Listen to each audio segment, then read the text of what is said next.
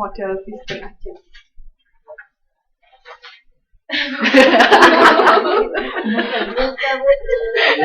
Yang kemarin di bakso itu gimana? Suka makan bakso tapi Bukan yang itu, yang model sikap Mas. Yang model perilaku Fisben Agen. Model 3 komponen ini ada. Bukan yang 3 komponen, yang satunya lagi.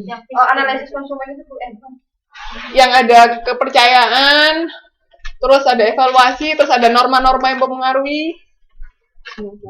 Halaman berapa kemarin?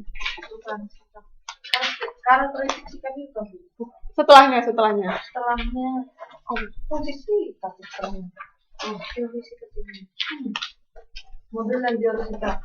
Iya, model dan Model teori. analisis konsumen, model 3 komponen, model presiden. Nah, itu model Fisben sama Agen.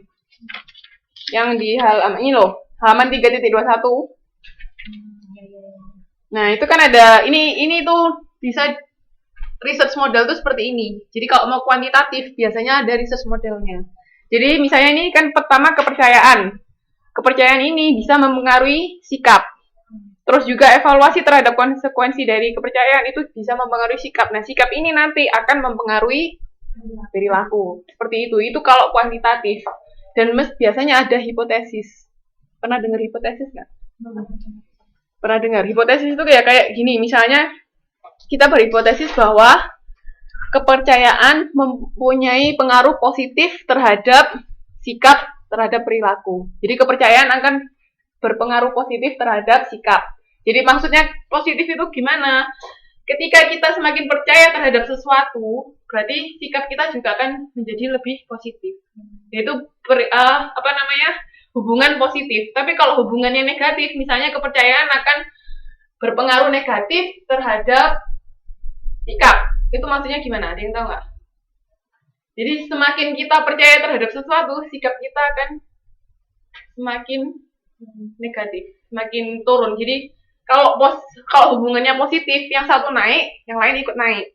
Tapi kalau hubungannya negatif, yang satu naik, yang satu turun. Gitu. Contohnya gini, semakin tinggi harga suatu produk, orang-orang tergantung. Ada yang bisa semakin banyak yang ingin beli. Tapi ada juga logikanya semakin tinggi harga, orang-orang malah nggak mau beli, ya kan? Nah, kalau orang-orang nggak mau beli, semakin tinggi harga itu berarti pengaruh negatif. Tapi kalau pengaruhnya positif, semakin tinggi harga, orang-orang semakin mau beli, ya kayak gitu. Jadi kalau kuantitatif itu ada hipotesis seperti itu. Jadi selain ada research model, jadi Mbak tentukan. Misalnya ini kan model awal dari Fisben sama Agen kan. Kalau di penelitian itu kita bisa menambah variabel lain yang nggak ada di model ini, kita tambah di situ. Terus kita juga memiliki argumen lain dan hipotesis lain yang akan mempengaruhi model ini, itu bisa. Jadi kalau kuantitatif itu istilahnya kita bisa menambah konstruk atau menambah variabel, kita bisa mengurangi variabel juga boleh. Jadi ada dari 2 penelitian kita gabungkan itu tidak masalah jadi satu penelitian kita. Atau kita beda responden itu boleh. Kalau untuk S1 itu masih tidak apa-apa kayak gitu. Jadi tinggal ganti-ganti, itu aja tidak masalah. Jadi kalau ini bagaimana perilaku konsumen terhadap jasa pengiriman uang di Taipei boleh, tapi landasan teorinya Mbak apa?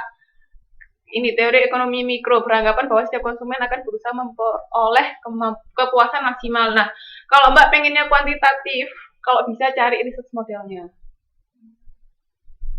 Jadi cari research model yang berhubungan sama perilaku konsumen dan teori ini. Teori psikologisnya didasarkan pada faktor psikologis individu yang dipengaruhi oleh kekuatan lingkungan. Teori psikologis yang mana ini Mbak? Kan teori banyak psikologis. Biasanya kan membandingkan tempat satu ke tempat lain, yang mana lebih tinggi, lebih Iya, di sana. Misalnya kayak gini kan bagaimana perilaku konsumen terhadap jasa pengiriman uang di Taipei, Mbak menggunakan model ini misalnya. Nah, itu juga bisa. Modelnya Agen Fisben sama Agen. Nah, nanti di pertanyaan Mbak akan bertanya ke si responden tentang variabel-variabel ini. Kuesionernya itu ditanyakan, nanti kan dijawab. Misalnya dari sangat tidak setuju sampai sangat setuju. Pernah tahu kan? Iya. Pernah ngisi kuesioner. Nah, kayak gitu. Nah, nanti kan ada misalnya yang variabel kepercayaan, misalnya ada 5 pertanyaan, ya kan? Ada 5 pertanyaan, orang-orang pada jawab rata-ratanya ya, saya bilang mean value-nya misalnya 5,5 sekian, hampir semua 5 pertanyaan itu sekitar 5,5. Terus yang variabel sikap itu kira-kira juga hampir 5,5. Nanti kita run di software statistik, hasilnya keluar biasanya positif, kayak gitu. Jadi kalau kuantitatif, kalau bisa cari research modelnya dulu. Nah, gimana tahu banyak si research model? Dari cari artikel. Kayak dulu artikel yang saya kasih waktu itu kan ada yang ada research model, ada bawa nggak? Ada research modelnya kan? Itu yang apa? Yang kualitatif apa yang kuanti? Kayaknya kualitatif. Oh, yang kuali. Ada yang bawa kuanti nggak? Kedua tuh. Yang satu KFC. Oh, Ini kuanti itu ya ada Nah, katanya kuanti. nah, ini kan ada research modelnya dia. Kualitas layanan akan mempengaruhi kepuasan pelanggan. Terus kepuasan pelanggan akan mempengaruhi loyalitas pelanggan. Jadi cari research modelnya dulu. Terus habis itu baru bisa bikin kuesionernya. Nah, kuesioner itu dapat dari mana? Dari penelitian sebelumnya. Nah, ini kan dia model analisanya gini, sumbernya dari mana? Dari Sigma, dari ini. Nah, itu nanti pertanyaan bisa dilihat dari sini biasanya. Karena dia hanya menduplikasi model yang sama mungkin di tes ke responden yang berbeda itu bisa. Paham ya? Nah, nanti dia menerangkan misalnya teori itu gunanya buat apa? Ada yang tahu nggak? Sebagai pedoman iya. Pedoman apanya? Melakukan penelitian Itu sebagai pedoman untuk menganalisis sesuatu. Iya, jadi basic logikanya. Teori itu kan ada logikanya kan. Kenapa kok teori itu ada kan? Biasanya ada fenomena yang ada di satu penjelasan tentang suatu fenomena itu kan bisa disebut teori. Nah, makanya teori itu digunakan untuk apa? Untuk menjelaskan logika hubungan antara satu variabel ke variabel lain. Nah, jadi kayak itu tadi, kalau berdasarkan teori ini, misalnya kepercayaan akan mempengaruhi sikap. Nah, misalnya nanti kita tes, kan kita kasih pertanyaan tentang kepercayaan sama sikap kan ke konsumen. Kira-kira hasilnya sama nggak? Kalau memang sama ya berarti hasil kita mendukung teori yang sudah ada. Ya kan? Tapi kalau misalnya hasilnya berbeda, kira-kira kenapa?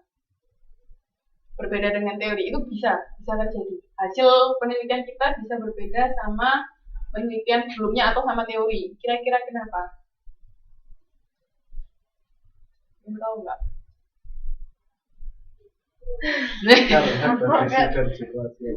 Iya, bisa. Karena kondisi berbeda. Mungkin teori ini dulu dicetuskan di negara mana, sedangkan kita bikin penelitian di misalnya negara yang istilahnya kan kita negara timur ya kan, kalau sana negara barat, mungkin kebudayaannya beda, itu bisa. Jadi bisa dijelaskan dari sisi itu juga. Mungkin kategori produknya berbeda, itu bisa. Misalnya ini kan perusahaan jasa, kalau yang dulu ini teorinya itu karena perusahaan manufaktur, itu bisa. Jadi macam-macam. Kalau ini misalnya punya saya ini kan dipengaruhi oleh musim atau cuaca itu karena saya di sini kan jual beli itu untuk sekarang di tempat saya kan lagi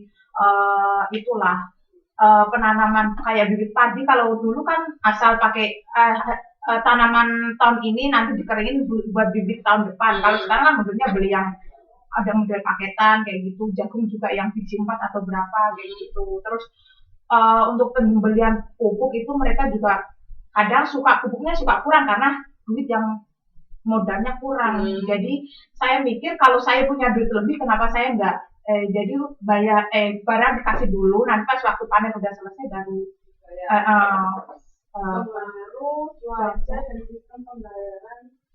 Kayaknya kalau cuaca itu kan sesuatu yang di luar kendali kita ya Mbak. Kayaknya agak sulit kalau dimasukkan ke penelitian konsumen. Maksudnya kan cuaca kita nggak tahu kan, misalnya bisa aja tahun ini oke, tapi tahun depan angguran. Jadi saya menggunakannya untuk musim penghujan dan musim kemarau gitu. Oh, maunya gitu. Iya. Perbedaan ketika musim penghujan itu gimana, musim kemarau itu gimana? Mungkin bisa kalau pengaruh cuaca dan sistem pembayaran. Maksudnya sistem pembayaran itu tadi yang kalau musim hujan kan mereka lebih banyak membutuhkan pupuk, bibitnya juga lebih banyak. Jadi modalnya kalau mereka kekurangan